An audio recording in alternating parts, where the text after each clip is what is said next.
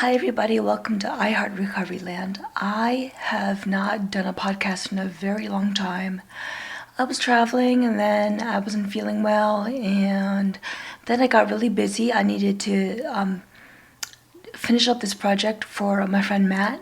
It's called Shredded Grace. I have talked about it before here. Anyway, we were fundraising with the goal originally being $8,000 by April, and we met it. And I am very grateful for the generosity of so many people. And now what I can do is, what I'm going to do today is I'm going to share a version of a talk I gave a couple of weeks ago for Shredded Grace, and hopefully this will explain to you the need for ongoing fundraising and just set Matt up for the future. So I'm calling this Shredded Grace Phase 2, the Black Hole. Okay, let's get started. So my name is Anne. I also go by the name Ning, N-I-N-G, and when I tell stories about myself, I mostly go by the name Ning. I also have a few trade names that I use now that I got sick, including Learning How. That's the name of my blog and my nonprofit, and I use that for all my writing. iHeart Recovery Land is my podcast and my Instagram account. And Shredded Grace is the name of the project I'm doing with my friend Matt. This is Matt Hankey. He and I met through avmsurvivors.org, and we became friends through my blog. Now, I got sick almost 6 years ago. My anniversary is coming up on April 7th. Matt is going to celebrate his 5th anniversary on April 6th. And so yeah, I'm going on 6 years. I'm celebrating 5 years of walking. And Matt, he's going on 5 years, but he is still in the power chair, and I would like to change that, which is why we're talking today. So today what I'm going to do is I'm going to talk about how I went from walking in the valley of the shadow of death to working out in a regular gym, and how life is a sport that you absolutely must train for, no matter if you are dealing with a cataclysmic medical event or you are stuck on the treadmill of the American dream. So, what happened? I got sick on April 7th, 2011. I used to live in, near Portland, Oregon. I'm actually from around here, the DC area. I went to Georgetown, College 02, MSB 09. And after I got an MBA, I moved to Portland because that's where the job was. I used to work for Intel. And so one morning, I was at work and I was having a meeting with my boss. His name's Mike. He's a great guy. And I got this horrifying headache in the back of my head, like so bad. And Mike knew something was wrong, so he stopped the meeting. And he was going to make me go to the nurse. The nurse was downstairs on campus.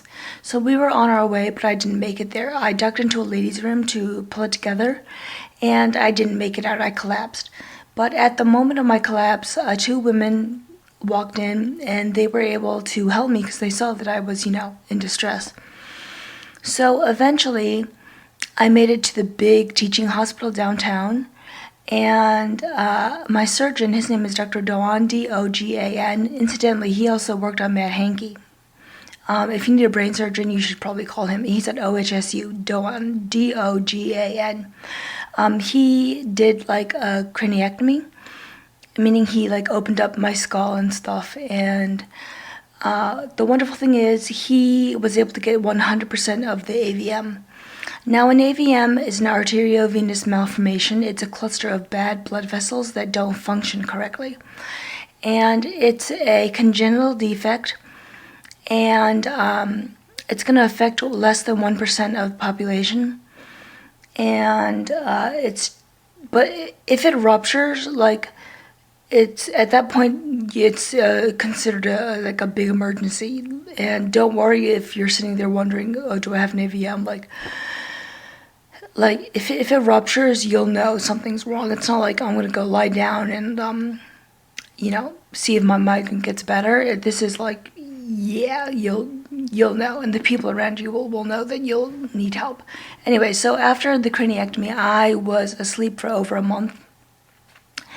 And then I was an inpatient for a total of almost 3. I did a couple more months of inpatient at two other hospitals, so 3 hospitals total, almost 3 months.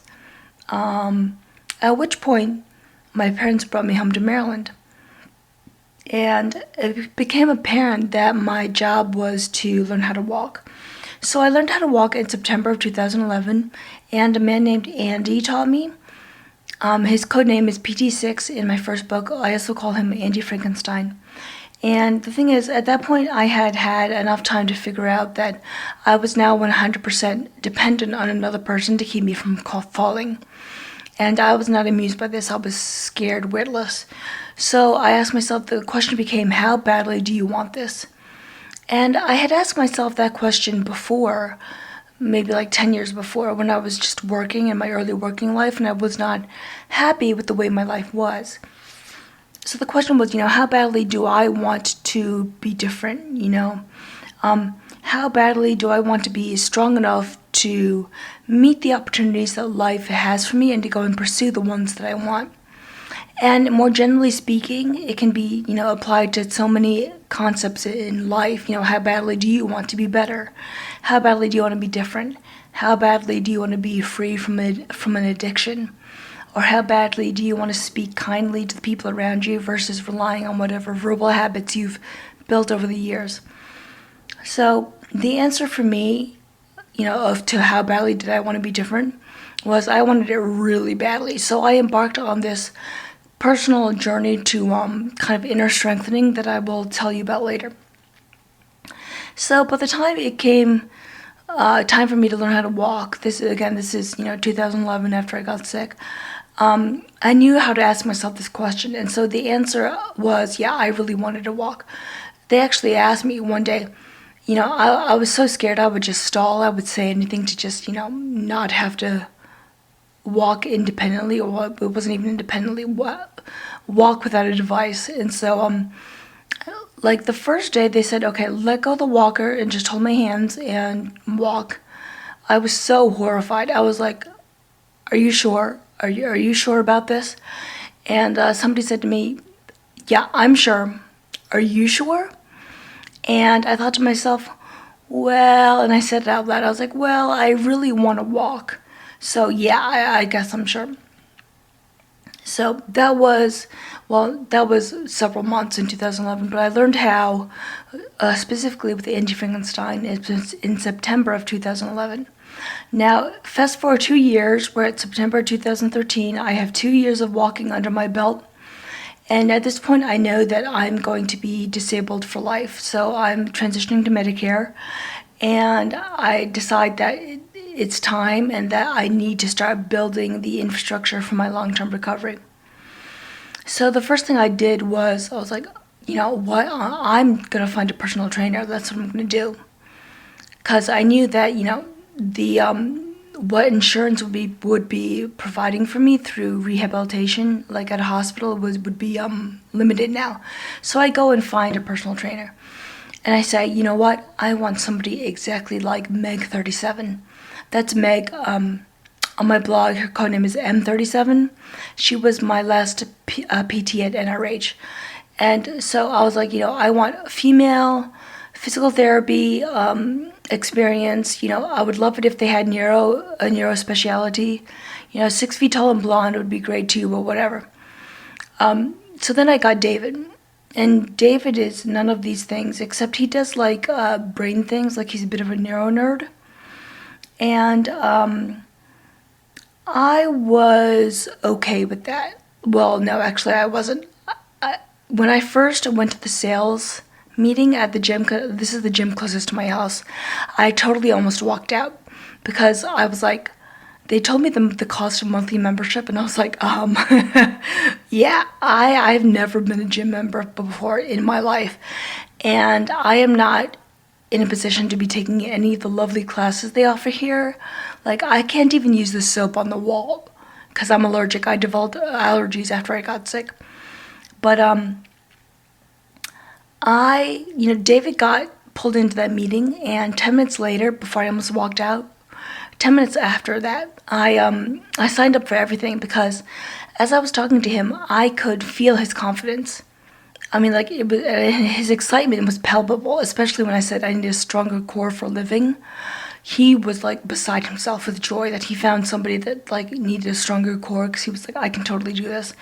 And now I am very drawn to confidence because I need to know that you think that you can handle all this.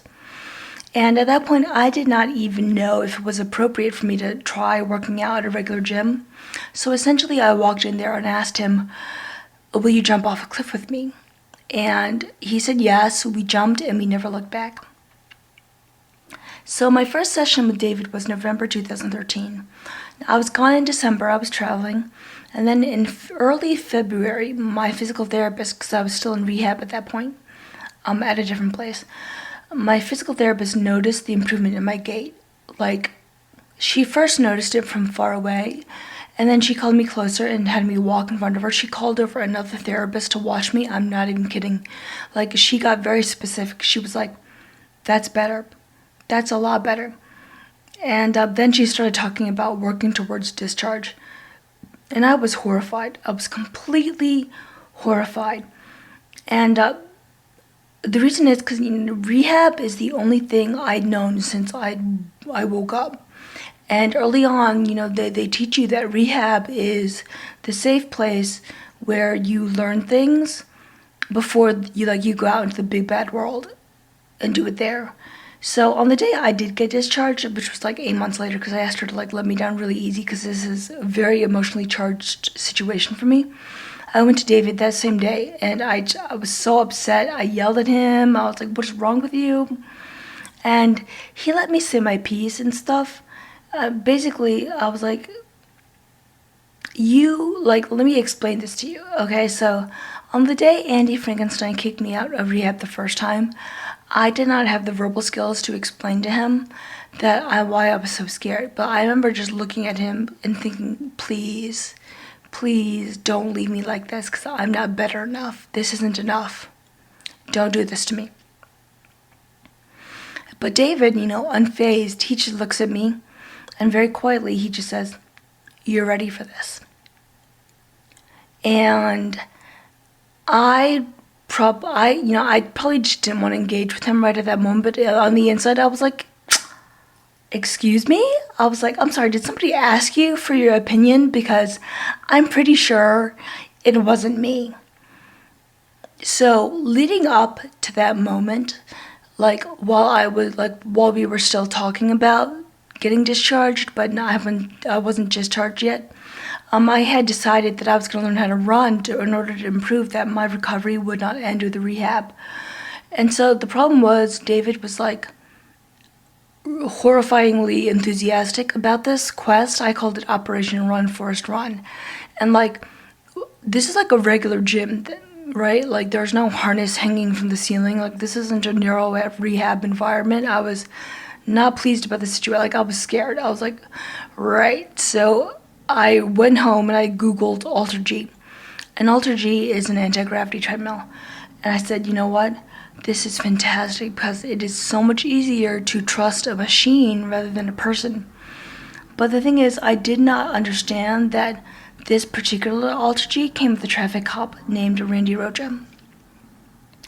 And when I met Randy, I was kind of like, yeah, so if you could get out of the way so I could use the machine, that'd be really great. But he didn't move. And I kind of viewed him as the obstacle I had to circumvent in order to use the AlterG. And plus, another point against him is that he's an athletic trainer and the director of sports medicine at this place. And I was like, you know what? Nobody wants to talk to the sports medicine guy, okay? I'm allergic to the sports medicine guy. I need a neuro rehab specialist, please. But I knew from the way he spoke to me, the way he questioned me, the way he observed my movements, I could tell that within 5 minutes that he knew how to help me. And so after a couple weeks, I decided to ask him officially if he would train me. And I prepared myself emotionally for the answer to be no. But Randy said yes. And so both of these men chose to help me before they knew anything about me. And then About a year and a half later, I finally worked up the courage to tell them everything about my illness or the circumstances of my illness. Pretty much they kind of knew that I had gotten sick and that was it. But I introduced the subject to them by saying, so there was an element of spectacle about what happened to me. It's like I got lit on fire, jumped off a really tall bridge into a roaring river, and I made it. But I didn't swim to safety on my own, P.S. I was rescued. Because I emphasized the element of spectacle because I was already being watched when I got sick, because I had just gotten home from Africa, from a country called Burundi, where I had been invited to go and move there permanently as a missionary / financial person, and I was so thrilled. And the reason why that was so crazy was because, I'm definitely the princess and the pea, and it was not in anybody, it certainly wasn't in my notion that, I would eventually become a missionary, but it was definitely out of the box. So I was already being watched, and then, a week and a half, 2 weeks later, a call goes around, and it, suddenly, I'm on life support, and something happened to my brain. People were like, what? Anyway, so they had a hard time understanding that this had happened because they had just seen me. But it took me a really long time to believe that this happened because, frankly, I knew instinctively that if it were true that this had happened, it had very serious implications for everything I believed in.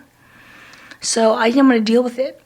And I think just as a self-protection mechanism, I just blocked it out. And I insisted, as far as I can tell, I really believed that this was a dream. But I've had almost 6 years to think about this and to understand that this happened and to come to terms with it. And I've learned a few things, and I wanted to share them with you today. I call this Survivorship 101. So I have 4 tips for you. Number 1, you have to decide, is it okay that you lived? And that's really that's the $1 million question right here. And the lady who asked me that question, her name is Ruth. And you go to my website, go to shreddedgrace.com and click on the Decision Day tab, and I'll tell you the story. It's a really good story. She's probably the only person in the world qualified to ask me that question, and she did it without hesitation.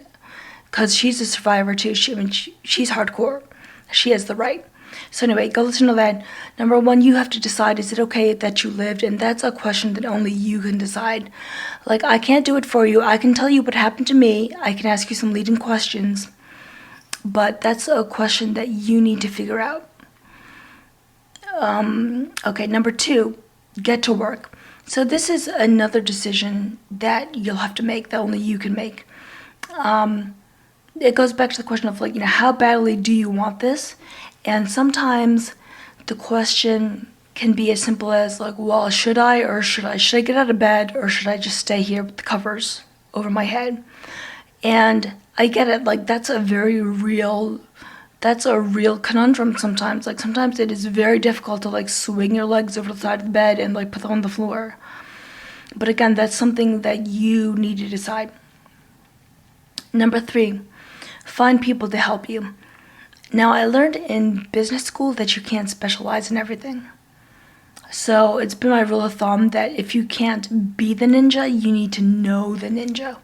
And so I've made it my business to surround myself with people who are smarter than I am in the areas I need help with. So right now my job is to recognize and recruit talent to help me, and I recommend that when you recognize giftedness, that you show it respect. Now, it is very true that I give my people a hard time, but it's largely for the entertainment value. But at the end of the day, I know who has the professional chops to be calling the shots. And number 4, when you find these people, you're going to be loyal to them forever. Because for me, when I landed in recovery land and I realized that I had a brain injury and I was expected to navigate this whole new world, it was hugely disorienting. It still is. This is a scary life, I'm not going to lie. And I don't even trust my left leg, and it's attached to my body. So when somebody opts in to help you, you honor that. Now, 5 years in, I've learned these things. Plus, I'm like this magnet for stories like in public, like strangers like see me in public. I'm talking like Target, the airport, the supermarket, restaurants, whatever. Like I'm a magnet for people to just come and tell me stories about extreme medical trauma and or violent crime. I'm not even kidding you. Like it's definitely my honor that they would feel led to share this with me because I know it costs you something when you tell your story. Like I know that from experience, and I know it's a relief for them to tell me what happened, and I honor that and I respect that. But it really just underscores for me that part of my job now is to just simply to be looked at. And being looked at is really not like my favorite thing in the world. That's an understatement. But here's a good example. Maybe like 3 months after I started training with David, like he didn't say anything to me about this like for 3 months. He was just quiet. One day we were like, getting ready to do an exercise. I was setting myself up, getting aligned in the mirror and looking at myself. And he's just standing there and he looks at the mirror, he looks at me, he looks at the mirror, he looks at me again, and then very quietly he just says, "Have you ever done gymnastics before?" And I was like, wow, I had not said one word to him about gymnastics, but I said, yes, I did do gymnastics in my youth, very briefly and very badly, but yes, I did it. So when I say briefly and badly, I assure you that is not an exaggeration. Like, I would never, ever, ever claim the title of gymnast, like ever. Because I really could not do much of anything, but I will say that my theory was fantastic, and I use it every day. Like I remember the principles of being able to throw your body weight and use it, in the way you want to, gravity, momentum, etc. Like I remember all that, and I use that every single day. Like that's how I learned how to walk, and that's how I learned how to do so many other things. So anyway, back in the day when I did do gymnastics, briefly and badly, there was a young woman who I really admired at the gym, and her name, appropriately, was Grace. And she was absolutely a power athlete. She had the body type for a power athlete. But one day we were talking about a simple dance movement on the balance beam, and this would really require more strength and control. And, I said, well, Grace, so how do you do that? And she said, Ning, here's the thing. When you are in the air, the control always comes from here. And she pointed to her core.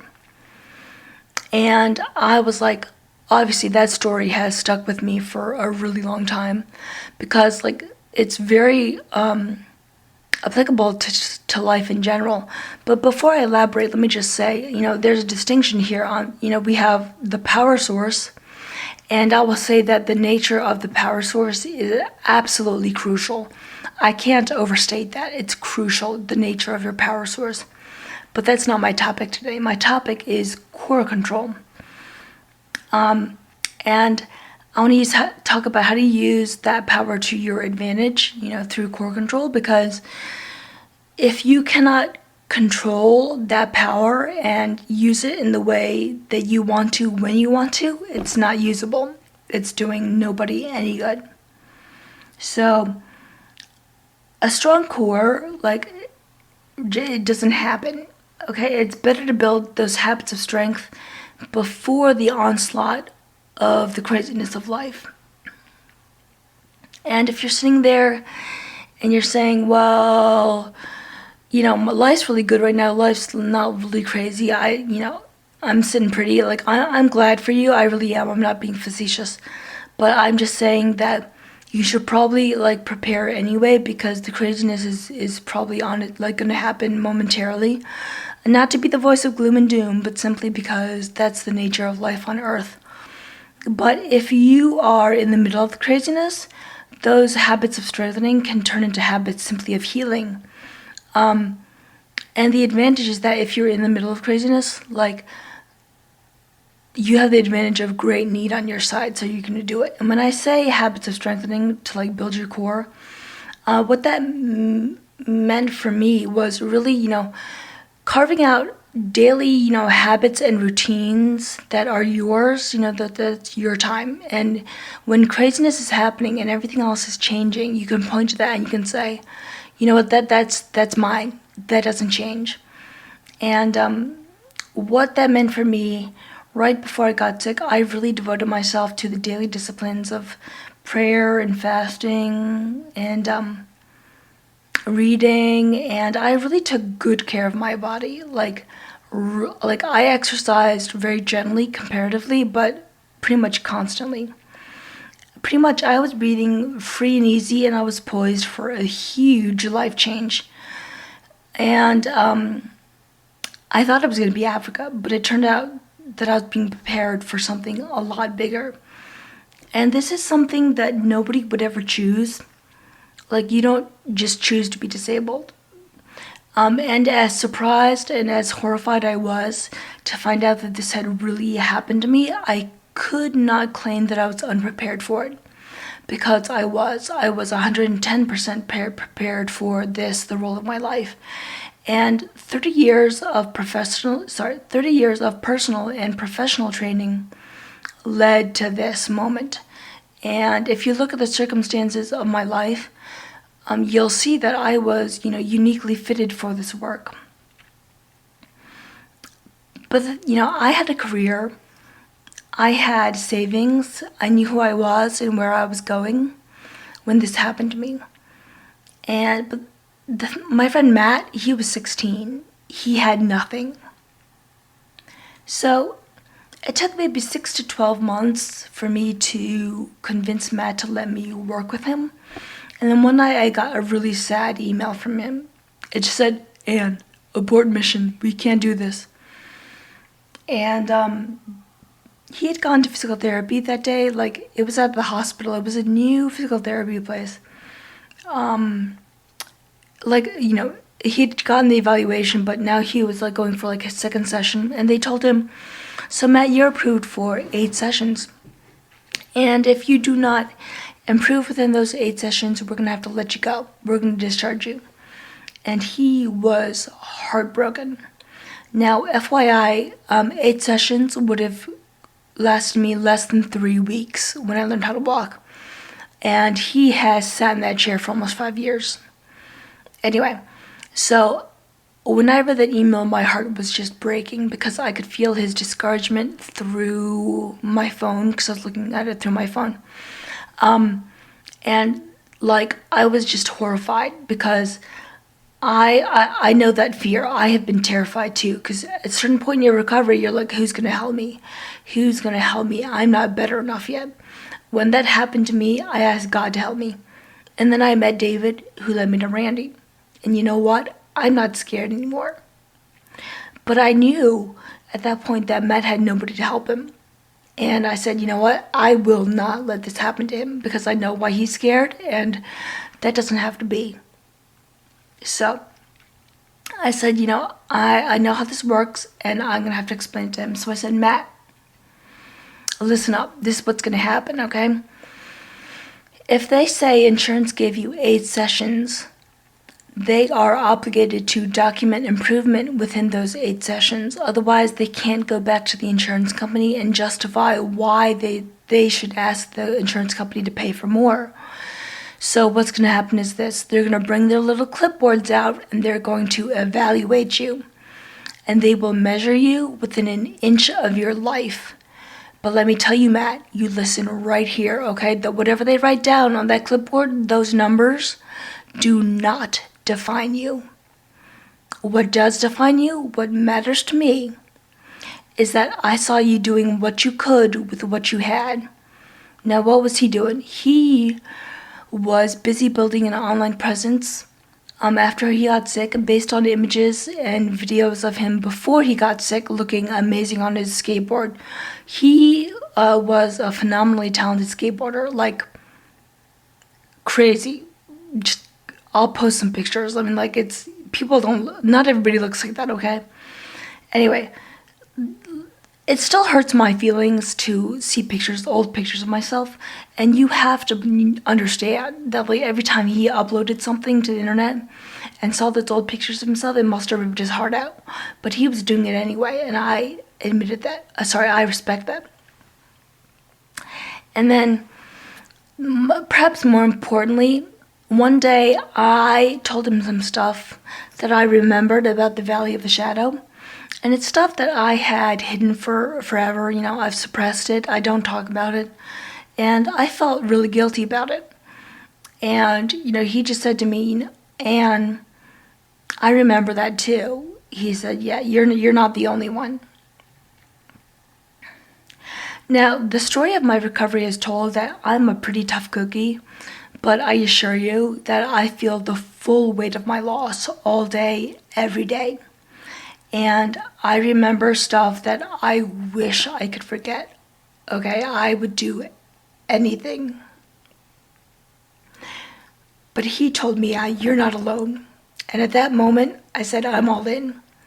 So eventually, we hit on this idea, and by we I mean I pretty much strong-armed him into doing this, called Shredded Grace. And shredded, I first heard it in like a skateboarding context, like this verb to shred, meaning to like improvise at a very high level of proficiency, like on a skateboard or a guitar. I don't know. I'm using it to convey a very intense muscularity. And then grace is something that you don't deserve. And I wanted to include grace in the name because just to acknowledge that it was never my right to walk. It's my privilege. And I wanted to include grace in the name to honor those who are not going to walk again, because it's simply not given to everyone to walk. And I also wanted to emphasize to Matt that he is a valuable person just the way he is, completely independent of any physical achievement he may or may not see in the future. So I get that email about mission abort, and I was like, yeah, no. I was like, I don't know what you're talking about, boy, mission abort, bro. I'm aborting nothing, because that's not how I roll, okay? I don't give up that easy. So within 24 hours, like less than 24 hours, I asked God to help me again. I had found him the right kind of help. Her name is Diane. I call her the pool ninja. And when I explained this to Matt, I was like, hey, Matt, don't freak out. But Diane does work in a nursing home. So I'm going to have to ask you to go to the nursing home to get the pool therapy. And that boy, he literally said to me, hey, you know what? I used to live there. And I almost threw up right at that moment, because Matt and I, we actually know relatively little about each other. We don't talk about the early onset of our illnesses because it's too sad, or at least I don't ask him. He might not care because I think he's tougher than I am, but I don't ask him because it's too sad for me. But so I had no idea that he had lived in this nursing home, because I would never have asked him to go back. I know that trauma. You don't mess with that trauma, okay? I was so horrified that I had created this situation. But really, because I didn't know, I asked him, and I think he just decided within himself, how badly do I want this? And apparently he wants it really badly. So he's in that pool, all the time. And the people in the nursing home are so kind to him, and they love seeing him because he's fun. He's a kid. He's not a kid, but, he looks different. They see him in that pool all the time working super hard. So it's wonderful.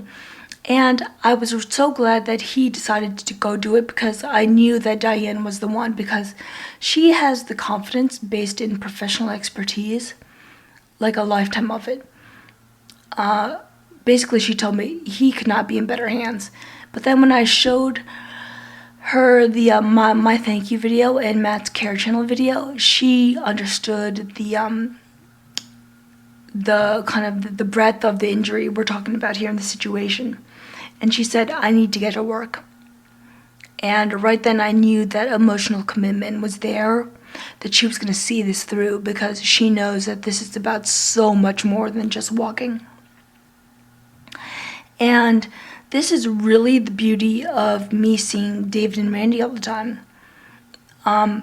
Because first of all, I don't have to do this alone figuratively. I mean, both, like, not only have they come on this adventure called recovery with me, but both of them have literally accompanied with me to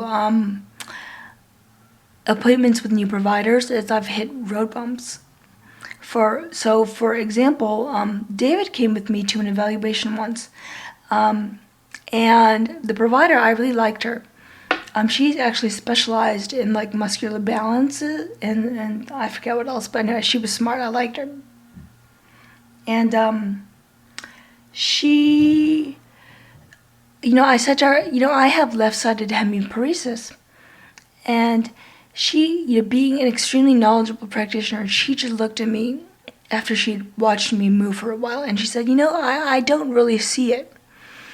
Which is a huge testament to the work you've been doing, and she pointed at David, which I thought that was pretty fabulous, because, yeah, that's a big deal. And then Randy was the one who told me one day that my hip might be torn, and so this is after 5 years, like, I've lived with a lot of pain, specifically in that hip, and, like, all of a sudden, Coach Randy decides that this might be different, this is different, and I should probably go get an MRI. I was like, seriously? Like, I've lived like this for a long time, and you're telling me it's different?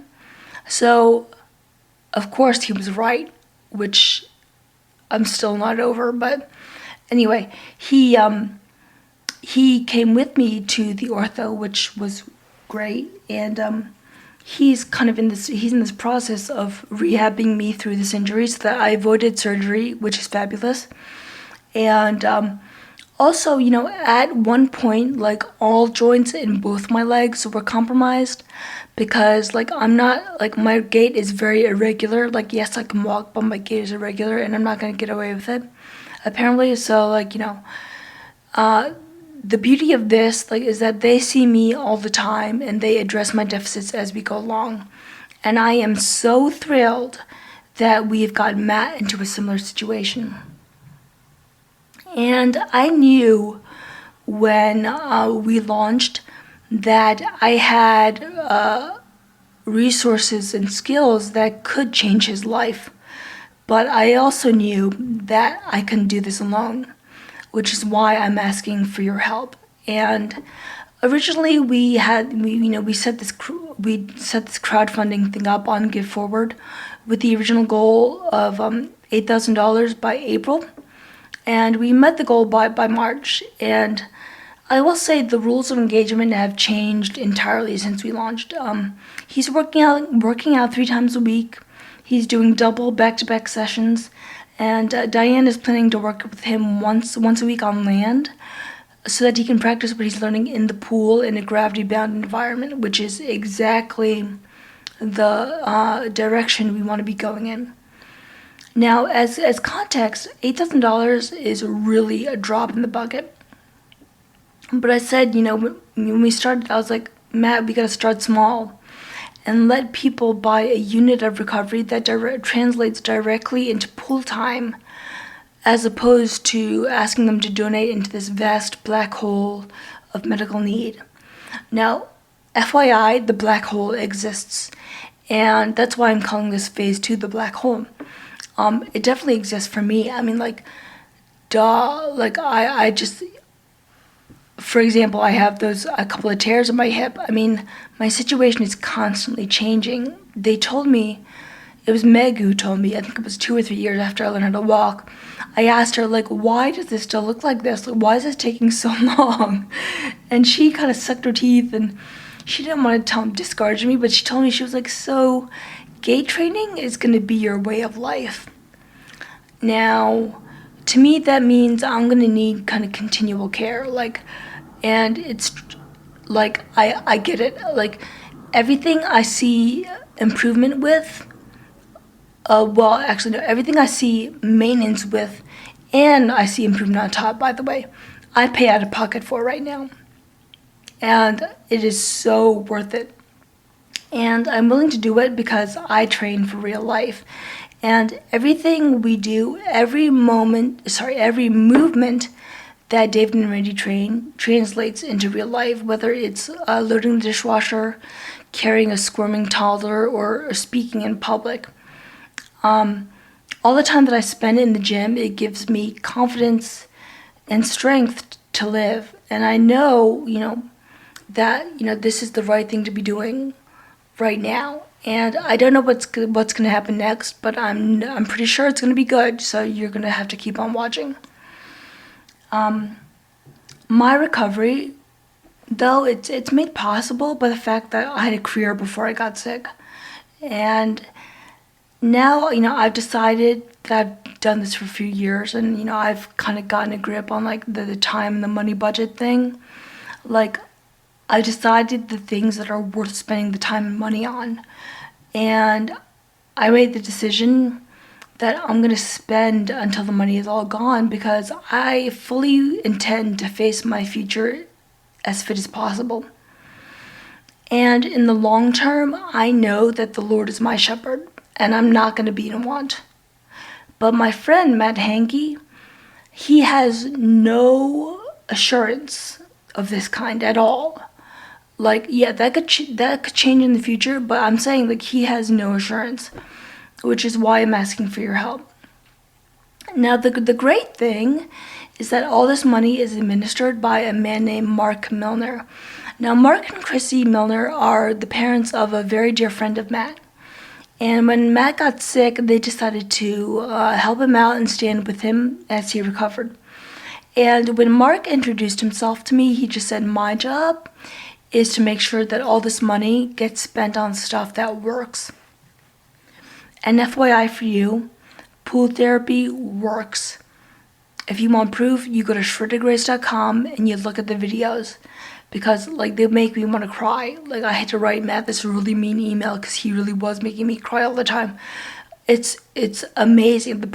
His progress is phenomenal. But I can't say that I was overly surprised because, I've watched the throwback videos of him on a skateboard, and you can tell from the way he's carrying his torso, the way he's using his arms, the point of his head, what he's doing with the eyes, you can tell that he's using everything within him and all the forces outside of him to his advantage. And there are a million mental calculations going on that he's not even thinking about. He just knows how to do that stuff. And I'm pretty sure, like, he's going to start remembering. Once he starts moving more, he's going to remember enough to walk again. And the only other thing I'll say is that he also has this crazy attitude. Like, I asked him one day, how does one learn how to skate? Like, is there a harness involved? Like, do you have a coach? Like, how do you train these aerial maneuvers? And he was kind of like, well, you watch some videos, and then you watch your friends, and then you just do it. And I was like, wow, so that actually sounds really dangerous to me. And he was like, right, so getting the trick is more important than falling on the concrete. And I thought to myself, so this attitude and the natural predisposition for movement that he has, they told me that he has incredible potential. But this kid is not going to get anywhere without your help. So, we did meet that original fundraising goal of $8,000. And a lot of generous people help. And Diane and the people in the nursing home have totally shown their support, and we are very grateful. And now we're talking about the future, servicing what I call the black hole of medical need. And I'm not going to limit it to pool therapy, because this needs to be for whatever he needs. Like, my needs have really, they change from week to week. But I feel really good about recommending and asking for your help to donate here, because all this stuff is watched over by Mark, and I gave him a title. I call him our CFO. And, so you can really donate with confidence here, and we are grateful, immensely grateful for every single penny. So, like I said, Matt has huge potential, but he's not going to get anywhere without your help. And I have been very clear to him that I would still want to be his friend, even if he never walked again. But the important thing is that he needs to settle this question for himself. It's going to be, can I walk? Versus always wondering, what if? What if I'd gotten access to care? And I can tell you from personal experience, he's not going to have any emotional capacity to plan for the future unless this question is answered. There's simply no room in your brain because you're trying to remember all that stuff they tell you to walk. Like you have to remember a gazillion things about how to make your whatever fire and make your legs do what you want them to do. There's no room left over to plan for the future. What I really want for him, he's 21 right now. What I want for him is to have a liberty to choose, am I going to work? Am I going to go to school? Whatever it is. I mean, at the most basic level, you can understand that it makes a huge difference if you're oh, do I need to plan to bring a power chair with me, or a manual chair, or a walker, or a cane, or nothing at all? That question alone should illustrate to you the importance of knowing whether or not, or knowing what level of mobility you can plan on in the future. So finally, I know, I refer to Matt a lot as a boy or a kid, and FYI, yeah, I know he's not a boy. He's 21 now. But I think, it's pretty safe to say that the transition from boyhood to manhood is tough enough. But when you add cataclysmic illness into the mix, it's a recipe for disaster. And disaster happened to my friend Matt, but it didn't break him. And I'm doing this because he told me, you're not alone. And at that moment, I promised myself that I would show him, yeah, well, you're not alone either. Now, I don't train because it's my hobby. It's not my career either. I do it because one day something exploded inside my head and left me for dead. But I lived. And I made the decision to invest my time and money into training so that I could be fit to meet my future. So please, today I'm asking you to help me help Matt face his future on his feet.